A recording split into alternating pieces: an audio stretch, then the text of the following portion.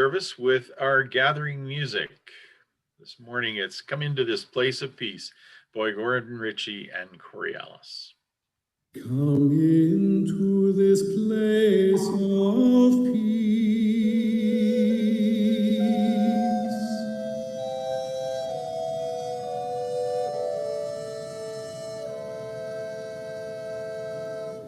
and let its silence heal your spirit.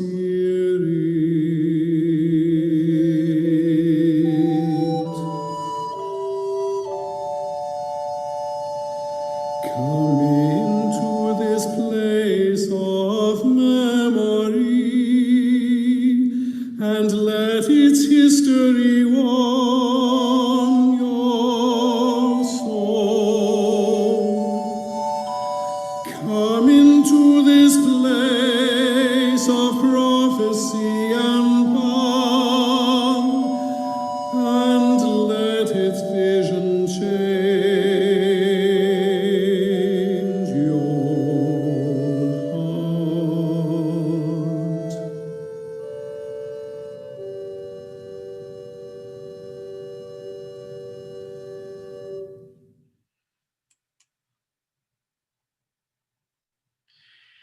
Good morning.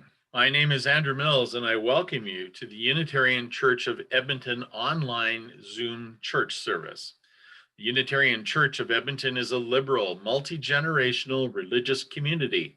We celebrate a rich mosaic of free-thinking, spiritually questing individuals joined in common support and action. Whether you've been part of our congregation for decades, or this is your first time visiting, we welcome you. Whatever the faith and traditions of your past, we welcome you. Whatever your theological stance, we welcome you. Whoever you are and whomever you love, we welcome you. Whatever your heritage, we welcome you. We especially welcome any visitors who might be with us today and invite you to join us for conversation in the breakout rooms once the service has ended. We invite you to go to our online guest book, which you can find on the UCE website, uce.ca/guestbook. We acknowledge that we are on Treaty 6 territory, home of First Nations, Métis, and Inuit peoples over many centuries. A treaty is an inheritance, a responsibility, and a relationship. May we be good neighbors to one another, good stewards to our planet, and good ancestors to all of our children.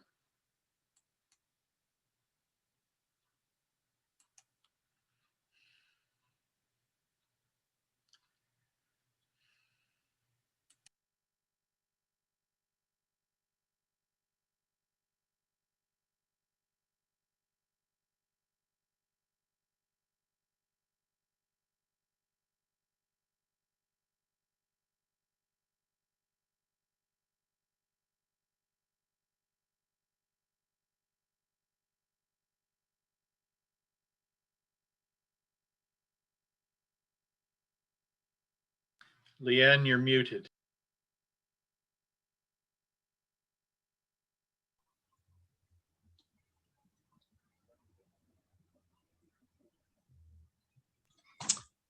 Good morning. We'll try this again.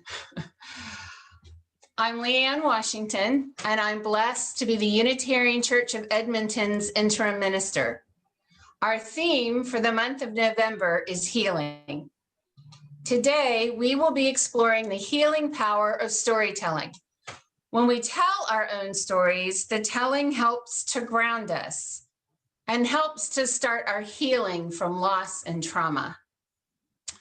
Sometimes our storytelling becomes an exploration of our own history and an uncovering of a passion that sustains us and connects us to the world. Sometimes our own story, told from different perspectives, leads us to greater understanding and an invitation to forgive ourselves and others in our story. And sometimes reframing the story of past events opens a new pathway to empowerment and a new way of living into the story that we are writing right now. But telling our own stories isn't the only way that storytelling heals us. Sometimes we can find ourselves in the stories of others, whether real or make-believe. When we do, we may discover something new about ourselves, or that others have experienced similar challenges and survived and even thrived. Or that we have more choices that we hadn't previously considered. And sometimes all our weary spirits need is a safe escape from the pressures of life. In the 1980s, a folk singer named Mike Jones wrote a story titled The Storyteller. It was inspired by his friend Taffy Thomas, an English storyteller. And the following is that song rendered as a poem. I'm a teller of tales, a spinner of yarns, a weaver of dreams, and a liar. I'll teach you some stories to tell your friends while sitting at home by the fire. You may not believe everything that I say, but there's one thing I tell you that's true. For the stories were given as presents to me, and now they are my gifts to you. My stories are as old as the mountains and rivers that flow through the land they were born in. They were told in the homes of peasants in rags and kings with fine clothes adorning. There's no need for silver or gold in great store, for a tale becomes richer with telling. And as long as each listener has a pair of good ears, it doesn't matter where they are dwelling. A story well told can lift up your hearts and help you forget all your sorrows. It can give you the strength and the courage to stand and face all your troubles tomorrow. For there's wisdom and wit, beauty and charm.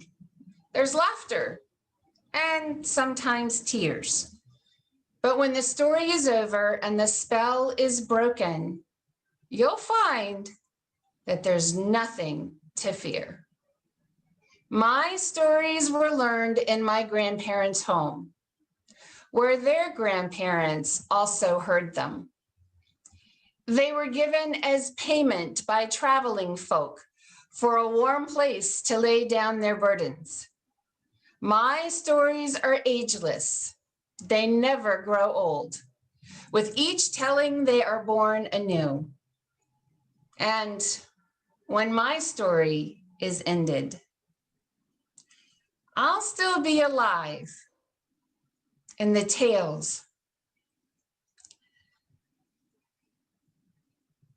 that I've given to you.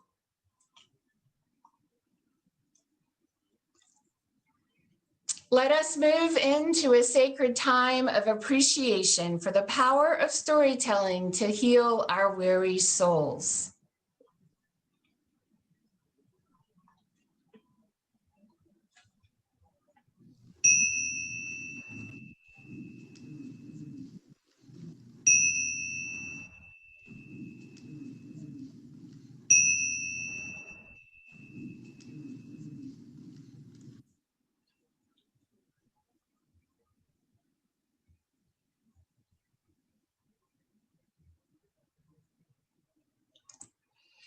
As Unitarian Universalist congregations around the world do, we start our sacred time together by lighting our chalice. Our chalice lighting this morning, Why We Are Here, comes from Erik Walker Wikstrom, a Unitarian Universalist minister, and will be offered by Yvonne Moreau.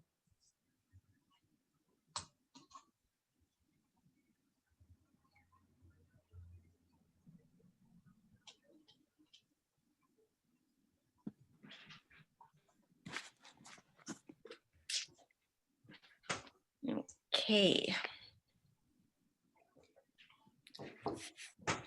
Sorry, I just don't have the words right in front of me. Could you read it, please, Leanne? Certainly. Here today in this place and with these people, may we listen so that we can hear. May we hear so that we can feel. May we feel so that we can know. And may we know so that we can change ourselves and this world. May this chalice we light our way.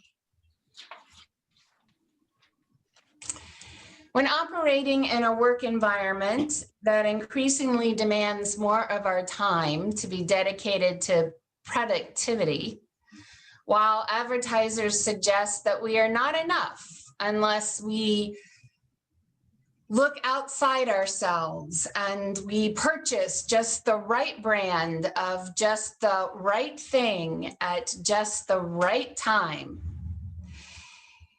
In this environment, we can lose our connection to the deepest soul-defining parts of ourselves. Storytelling can bring us back to ourselves, our values, and our true purpose. In her song, The Whole of Me, Emily Melcher, a Unitarian Universalist minister and songwriter, sings of reconnecting to that which is most meaningful to her.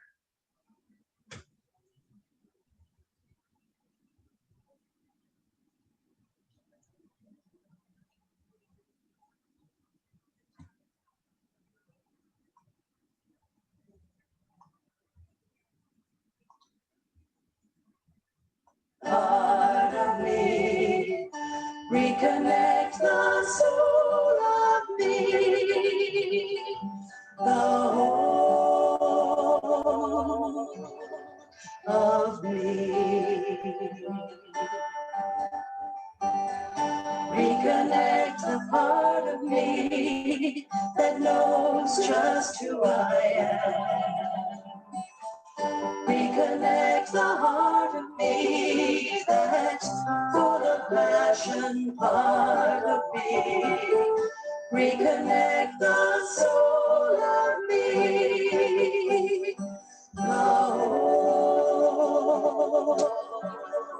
of me.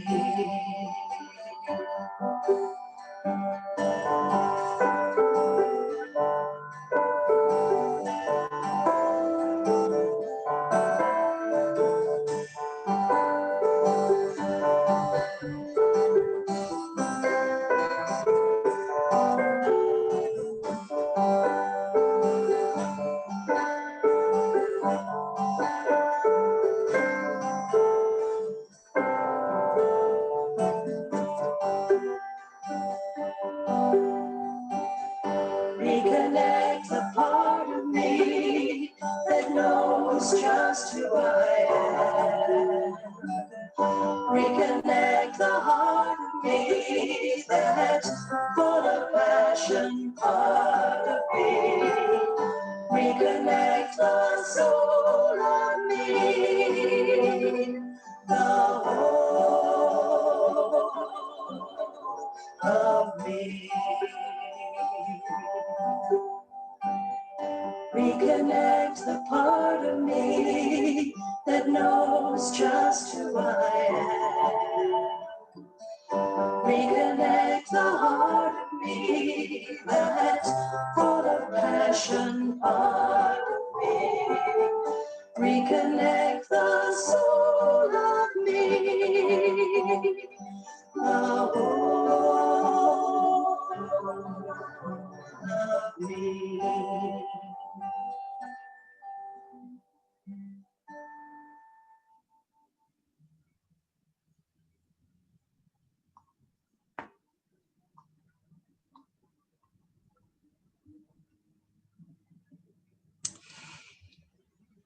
An important part of our community is sharing the joys and sorrows of our lives. If you have a personally significant joy or sorrow, please type it into the chat window at the bottom of the screen, where we will be able to see it, and I will read them aloud. Your joys and sorrows will be part of our posted recording of the service. If you would not like to have your joy or sorrow available to the public, then you may also send them to candles@uce.ca.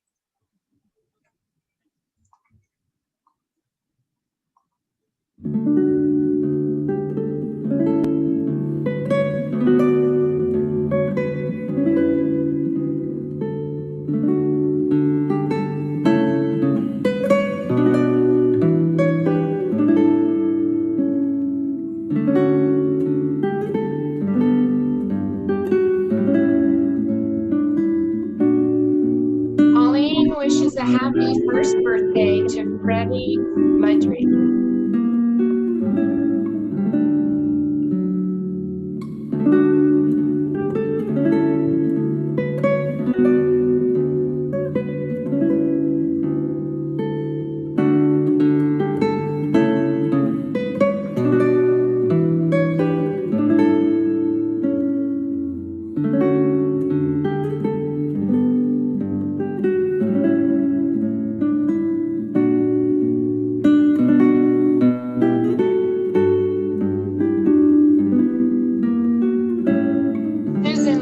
Is scheduled for hip replacement this Wednesday. She appreciates having fingers crossed that COVID doesn't cause cancellation again. Carly and John offer thanks and best wishes to family, friends, and strangers who work as frontline health staff. Maria Jenkins is happy to let us know that her work situation has finally settled. She's teaching more often than not and doesn't have to work at the grocery store again until Christmas break. Shiraz K sends good wishes to all the persons suffering in this pandemic and hopes for their well-being. John and Lynn are saddened by the sudden loss of a dear friend.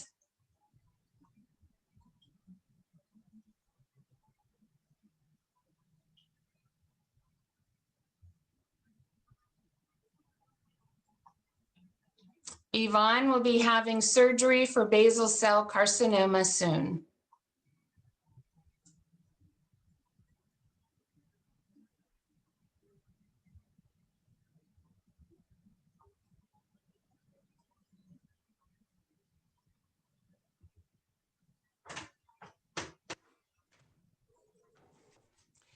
Now I light one candle for all the unspoken joys and sorrows held within the sanctuary of our hearts, and also for all those who have yet to find a spiritual home where they can share their joys and sorrows.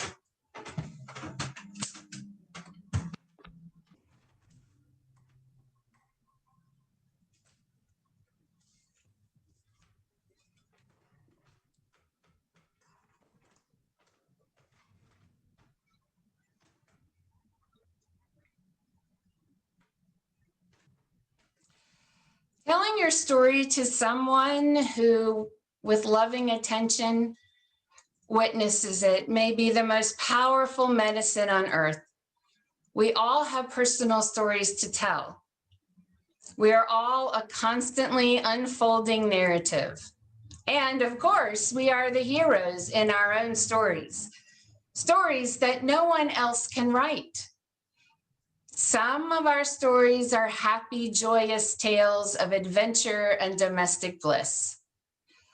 Some of them are sad, sorrowful tales of loss and pain.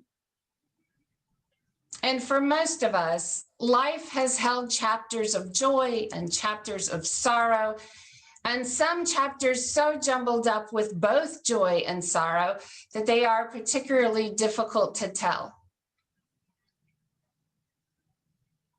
But when someone listens to our stories and really hears what we are saying, we know that we are loved and understood. And that helps us better understand ourselves.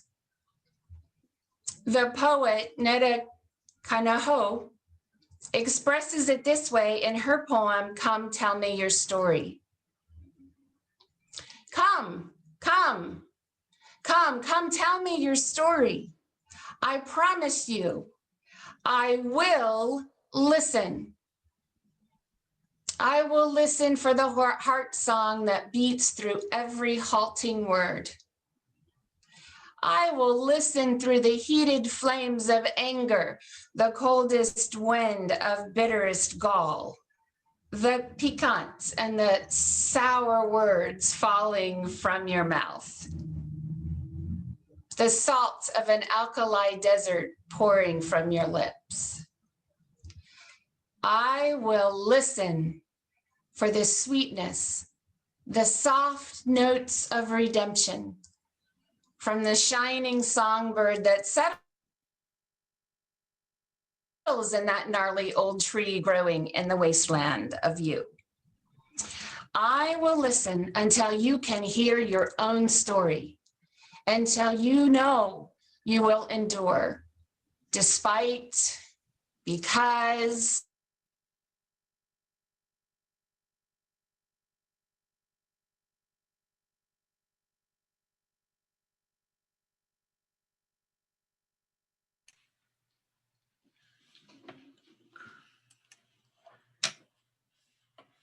Because your story is very much like my own, you know. Thank you for sharing. And we'll just wait for Leanne to come back on. She's frozen right now.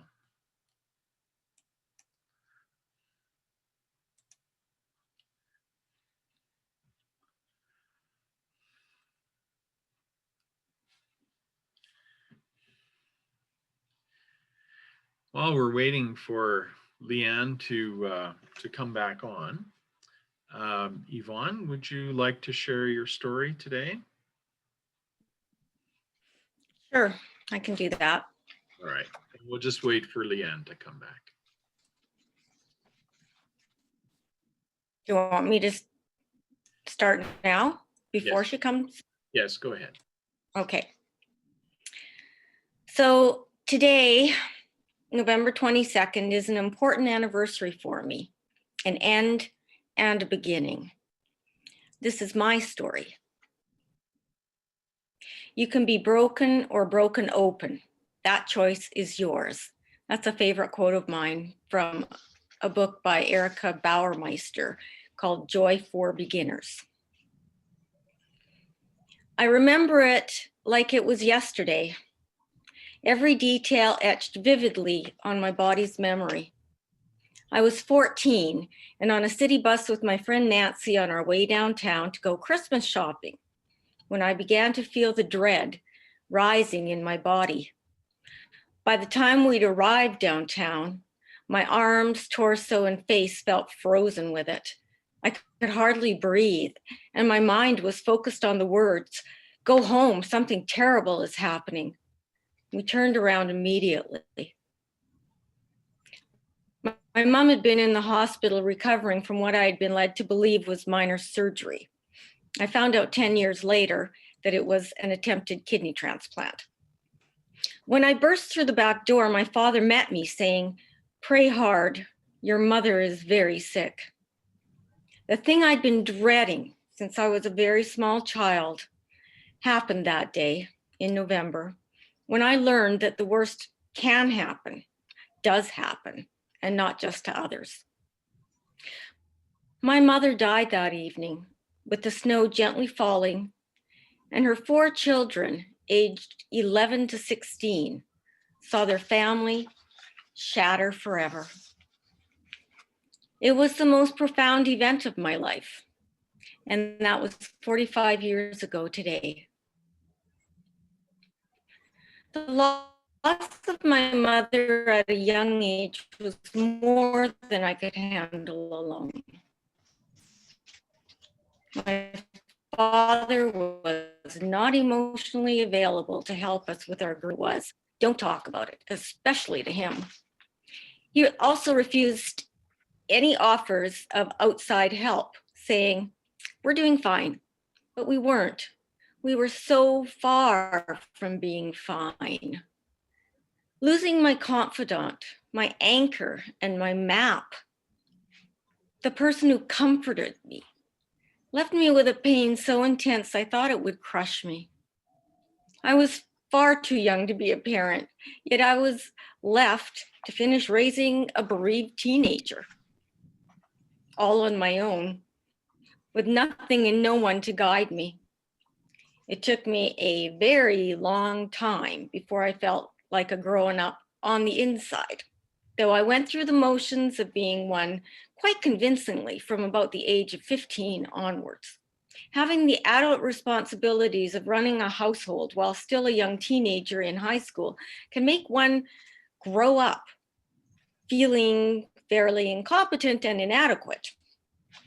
Playing house moved from the world of make-believe to being normal, as I worried about supper plans or made grocery lists during my high school classes. I was not doing fine. Whenever I was off stage, I cried and sank into despair, paralyzed with grief and the belief that everything good had already happened, and I would never be up to the task of being enough. I couldn't trust that good things would last, and I couldn't count on others. This is where storytelling comes in. In my early 20s, a wonderful opportunity came along. Oops, there I go, reframing things already. The sadness and unspoken stories of my life so far had buried me in a deep depression, and finally I was unable to function. Life felt flat and unbearable, an unending series of loss and futility. I gave the idea of therapy one last try, with a promise to myself that if it didn't help this time, I was done. I was 23. Then an amazing thing happened. I was asked to tell my stories, and people listened deeply, listened with compassion and without judgment. They listened that way over and over, and I listened to their stories in return. It was group therapy, something I thought I'd never do. The skilled therapists with us occasionally asked thoughtful questions that challenged us to explore our stories in new ways, to edit them and place them in context, to update them. Sometimes someone else in the group would gently point out a detail they'd noticed, and we processed that too. As we told and retold our stories, we sometimes found surprises in them, or told them from a different perspective, and they changed. We changed. We found compassion for the person we had been then, and new insights and behaviors to replace limiting ways of being. I discovered that 14-year-olds should not be, 1, able to deal with grief alone, forbidden to talk about it. 2, expected to run a household, let alone do it competently. 3, parenting teenagers, even themselves. And 4, abandoning their adolescence and the important developmental tasks that are part of it. With those insights, I was finally able to realize that I wasn't a mess or a failure at life. I was just given tasks that were not age appropriate. It was the situation that was messed up, not me. Childhood stories and beliefs can be retold or reframed, as we say in therapy, from a healthy adult perspective, with the addition of emotional maturity and world experience that was unavailable to the child or the person we were. I've learned to choose how I tell myself the stories of my life now, knowing that they help me to shape my attitudes and my ability to cope. I'm a compulsive reframer now. I know that without a doubt now, I can do hard things. You can't always choose your circumstances, but you can choose your attitude, says Viktor Frankl, author of Man's Search for Meaning. He was a World War II Auschwitz survivor. I'm drawn to listen to other people's stories too, and that's why eventually I became a mental health therapist, and why, for me, holding space for those who grieve, feels so important to me. There's little point in telling about horrific events simply to recount them. That's like taking a boat to cross a river and then staying in the boat as it returns to the original side. The importance of retelling difficult or traumatic events is to get to the other side and then to get out of the boat with resolution, something that can be done when you have good listeners. You get out with a desire to continue on your journey. That's what good therapy does. Transformative stories, though, have always been told. It's part of humanity. How stories are told and how we listen to stories can shape our beliefs about ourselves and the world around us. At any given moment, you have the power to say, this is not how my story is going to end. Thank you.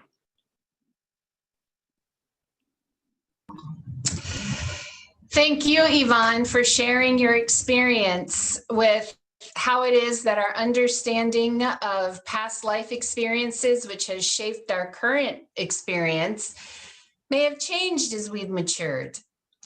Telling our stories also helps us connect these past experiences with our current ones. And as Yvonne has told us, it turns out that we are not limited to just one interpretation of our past experiences. What Yvonne has given us is a powerful example of this psychological therapy known as reframing your life story or restoring your life.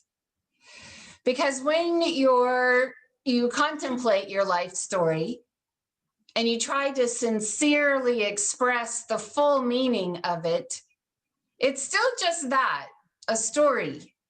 And when you tell a story, you make choices about what events and incidents are included. There are many more experiences available to you than you typically include in your story.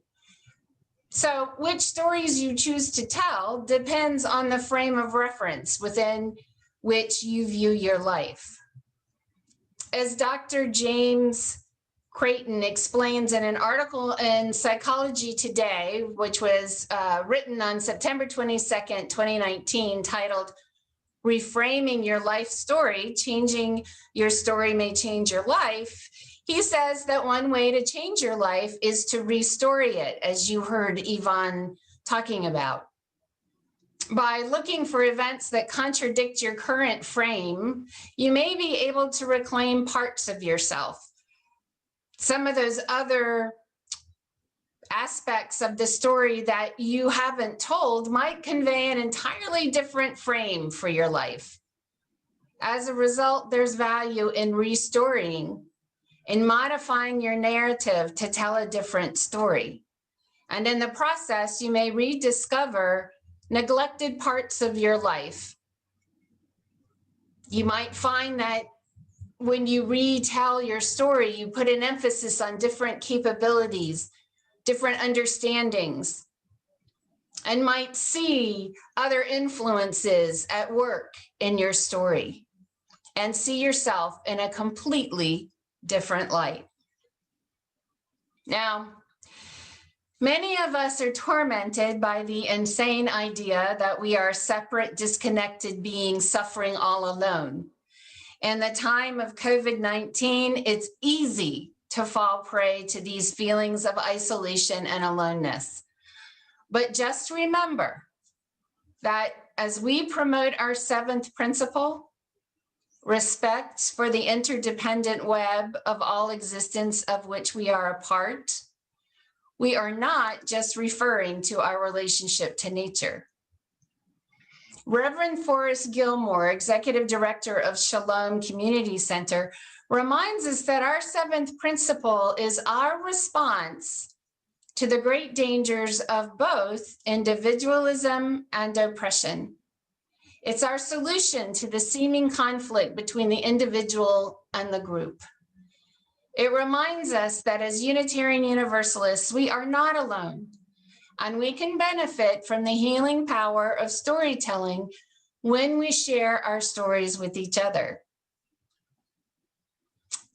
And yet, We often leave our stories untold. When this happens for a long period of time, we become lonely, listless, out of touch with our life's purpose, and plagued with a chronic sense that something is out of alignment. We may even begin to feel unworthy, unloved, or even sick. It turns out that when you tell your story to someone else who cares, you are turning off the body's stress responses.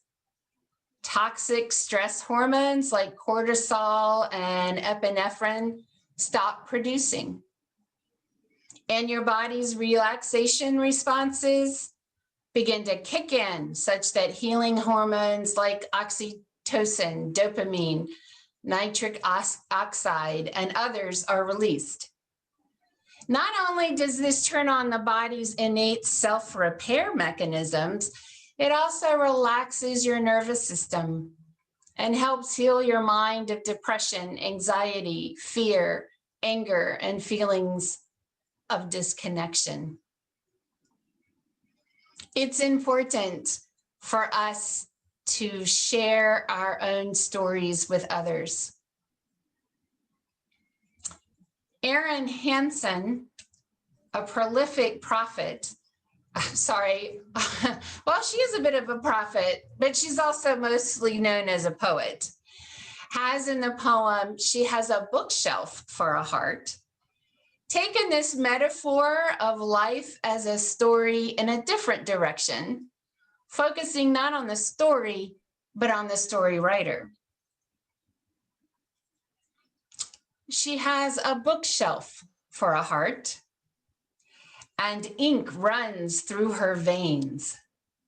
She'll write you into her story with the typewriter in her brain.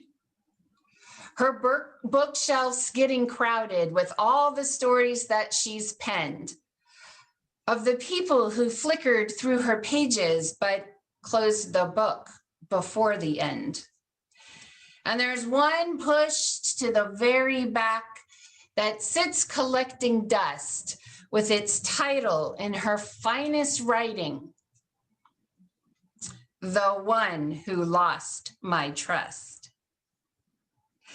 There's books she's scared to open and books she doesn't want to close, stories of every person she's met, stretched out in endless rows. Some people have only a sentence while others held a main part. Thousands of inky footprints that they've left across her heart. You might wonder why she does this. Why write of people she once knew? She hopes one day she'll mean enough for someone to write about her too.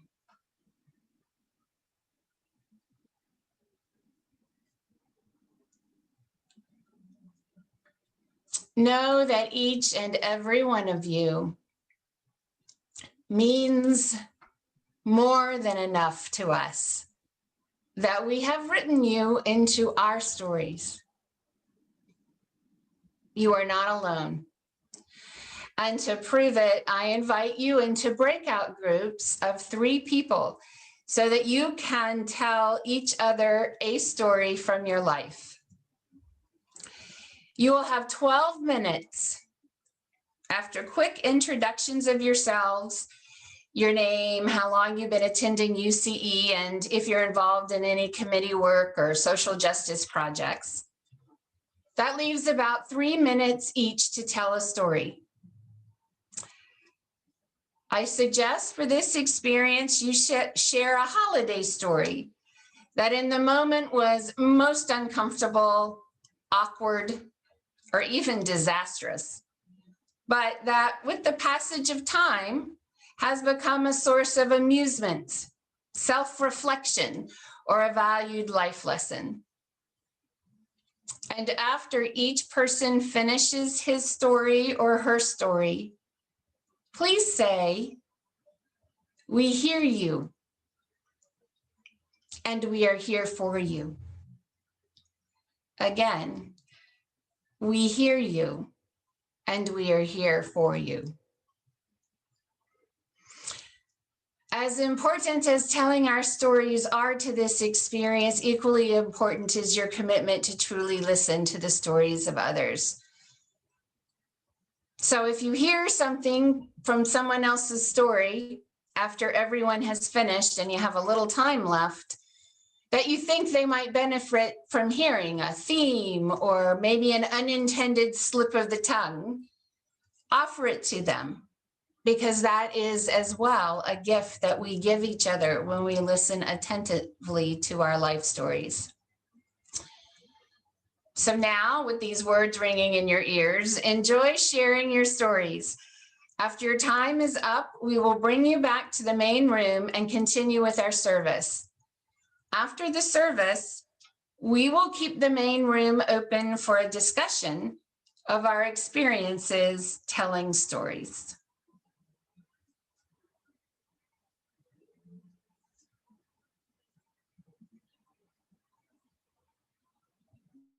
I also was in a breakout room and really enjoyed hearing the stories of those who were there with me. I hope that you found both the telling and the listening had a gift in them for you.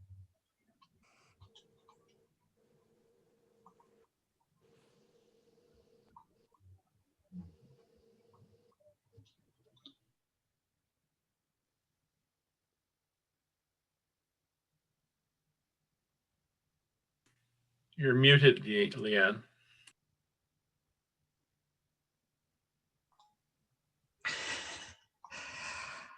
I keep getting muted.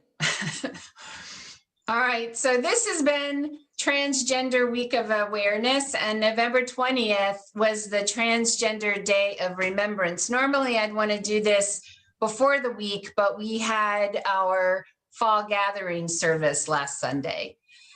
I like to remember this. I think it's important.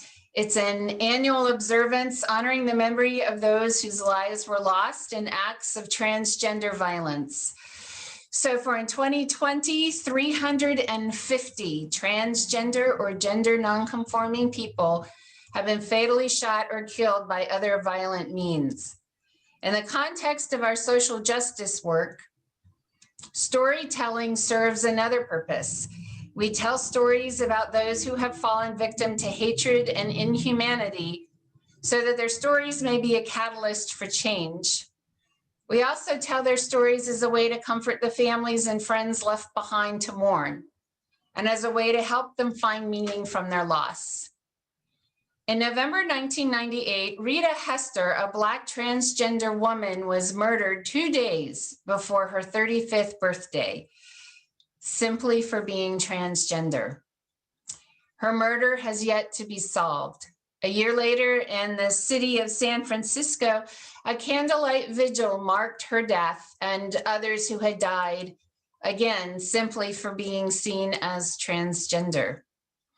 In recognition of Transgender Day of Remembrance, we join in heart and spirit in the following prayer, written by Reverend Casey Slack, an agender femme working towards more beautiful futures in UU congregations and in the queer community. Dearest siblings, you are holy. Your body is holy. Your life is holy. You are a being of such great worth, deserving of dignity and so much more. Dearest siblings, your being is a reflection of divinity. Your transness, that with which our world marks you deviant, is of God. Dear sisters, this world is not good enough to you or for you. Thank you for the blessings of your presence in the world. May we honor you fully. Dearest sisters, let nobody tell you you aren't of the divine feminine. You are. You who give birth to whole new worlds by being. Dearest brothers, we see you. We see you and your journeys and your struggles to find a masculinity beyond toxicity. Bless your lives, bless your journeys. Dearest brothers, you are holy. You are whole. Dearest, dearest siblings, you are holy, you are precious, you are beloved, and you are loved. May you carry these words and our love in your heart as we face a difficult and often scary world together. May we together seek something new, better, beyond. Amen, and blessed be. As Unitarian Universalists living into our first principles, we promote the inherent worth and dignity of every person. We seek a world in which everything is possible and everyone is accepted. With mics muted, please join in singing hymn number 1019 in the teal hymnal, Everything is Possible. We have cleared off the table, the leftovers saved, washed the dishes and put them away. I have told you a story and tucked you in tight at the end of your knockabout day. As the moon sets its sail to carry you to sleep over the midnight sea, well, I will sing you a song no one sang to me. May it keep you good company. You can be anybody that you want to be. You can love whomever you will. You can travel any country where your heart leads, and know I will love you still. You can live by yourself. You can gather friends around. You can choose one special one, and the only measure of your words and your deeds will be the love you leave behind when you're gone. Some girls grow up strong and bold. Some boys are quiet and kind. Some race on ahead, some follow behind. Some grow in their own space and time. Some women love women, and some men love men. Some raise children, and some never do. You can dream of a day never reaching the end of everything possible for you. Don't be rattled by names, by taunts or games, but seek out spirits true. If you give your friends the best part of yourself, they will give the same back to you. You can be anybody that you want to be. You can love whomever you will. You can can travel any country where your heart leads. And oh, I will love you still. You can live by yourself. You can gather friends around. You can choose one special one. And the only measure of your words and your deeds will be the love you leave behind when you're gone. Oh, the love you leave behind when you're gone.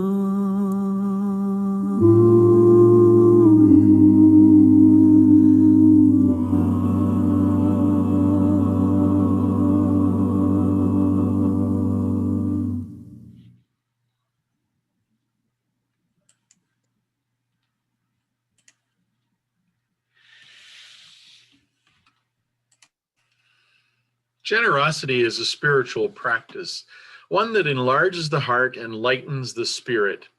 For no matter how much or how little we have, in the sharing of it, both the one who gives and the one who receives are blessed. We are a self-governing and self-supporting community. We rely on your donations to support our staff and offer our programs now more than ever.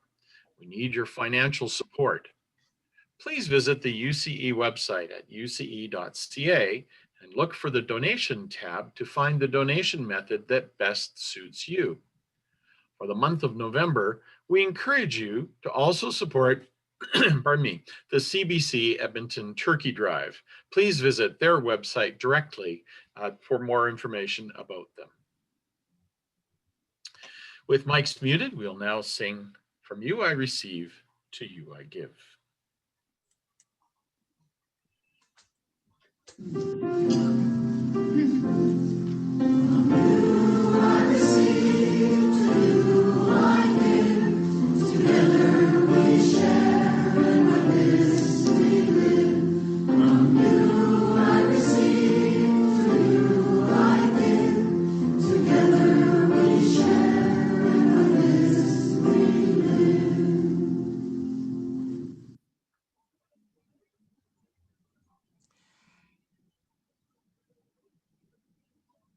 As we bring our time together to a temporary close, I want to acknowledge and thank those who have helped to make our service today possible.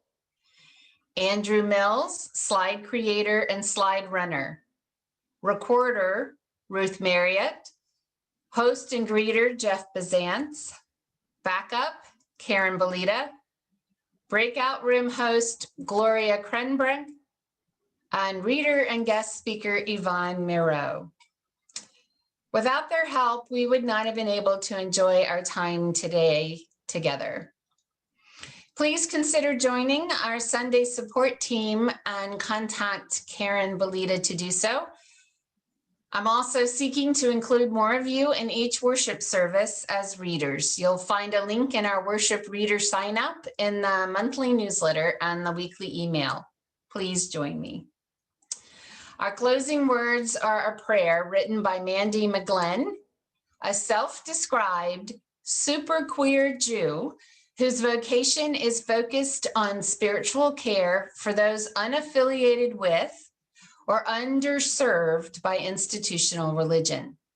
She believes that all our stories are sacred. Spirit of life and love, Holy One of our being and our becoming, that which is sacred within, among, and beyond us. We know so many stories about you. God, Lord, King, Father, Earth Mother, Great Spirit, Universe, Holy Parent, Divine Love, Deepest Longings, Covenanted Partner. Blessed One, we also know so many stories about ourselves. Some of them the same stories we tell about others. Beautiful, ugly, simple, difficult, joyous, useful, worthless. Stories about who we are, what we know, and the potentials and impossibilities of our future. Stories about our purpose and the meaning of our lives. We have countless stories buried too deep in our souls for us to even recognize them. God of discovery, help us find the strength to excavate those buried stories. Let us lean on one another as we brush them off, hold them up to the light, and find their meaning and use. May our roots nourish us so that we might grow abundantly and flower into blessings for one another and the world. Above all, Holy Parent, sing us a gentle lullaby. In the trees and the wind, in the kind words of our neighbors, in the warmth of the sun and the sparkle of the snow. Whisper to us the truest story you know, and sing it to us in notes we can never unhear. Remind us every day, every moment, that we are beloved, beloved, so very beloved. Our chalice extinguishing I'll read. comes from Martha Munson, a UU minister, that it might glow gently, and offered by Yvonne Moreau. We extinguish the chalice here, that it might glow gently in our hearts. May it light your path as you leave this place. May it guide your way until we are together again. With the mics muted, please join in singing the closing song, Carry the Flame.